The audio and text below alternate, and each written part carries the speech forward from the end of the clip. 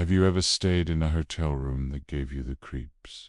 That feeling of being watched, or hearing a noise you just can't explain? Well, tonight, we're checking into a place where those feelings are just the beginning. We're talking about room 311 at the historic Grand Union, in a place with a history as long and dark as its corridors. Built over a century ago, the Grand Union has seen it all. It's hosted presidents, movie stars, and apparently a few guests who never checked out.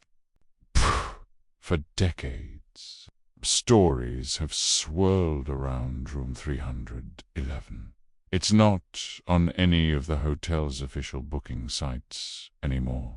You have to know who to ask, and even then, they might try to talk you out of it. Why? Because almost everyone who spends a night there leaves with a story they can't forget, no matter how hard they try. The most common report is the sound of a woman crying.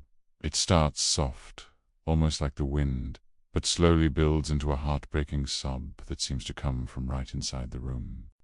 Guests have torn the room apart looking for a hidden speaker or some kind of prank, but they never find anything.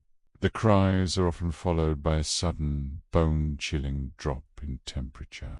Imagine being tucked into bed 1 minute, and the next, you can see your own breath, the air thick and cold, like a walk-in freezer. But it gets even more terrifying. Many people have reported seeing the figure of a woman standing at the foot of the bed. They describe her as wearing a long, old-fashioned white dress.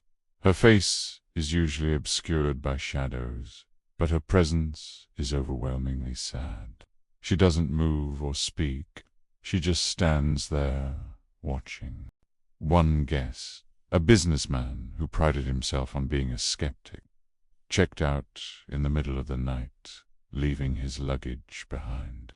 He told the night manager he woke up to find the woman standing so close to the bed he could almost feel the cold radiating from her.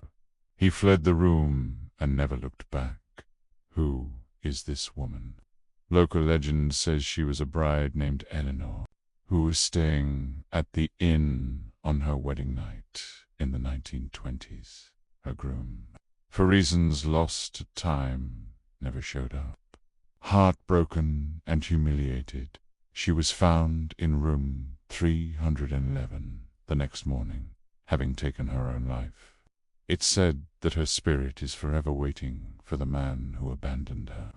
Her sorrow so powerful it has stained the very fabric of the room. Other strange occurrences include objects moving on their own. People will leave their keys on the dresser, only to find them on the floor. The television will turn on and off by itself, cycling through channels of static. And then there are the handprints. Small, childlike handprints appearing on the steamed-up bathroom mirror after a hot shower, even when the guest is staying completely alone. The hotel staff are tight-lipped about room 311. They'll politely dismiss the stories as old legends. But look closely, and you'll see a flicker of something in their eyes. The housekeepers who have to clean the room often work in pairs and refuse to enter after dusk. One even quit after claiming she saw the rocking chair in the corner of the room start rocking back and forth on its own, faster and faster, until it abruptly stopped. So, would you be brave enough to spend a night in room 311? Would you try to comfort the weeping bride, or would you run at the first sign of a ghostly figure? The Grand Union Inn is still open for business, and the legend of its most haunted room continues to grow.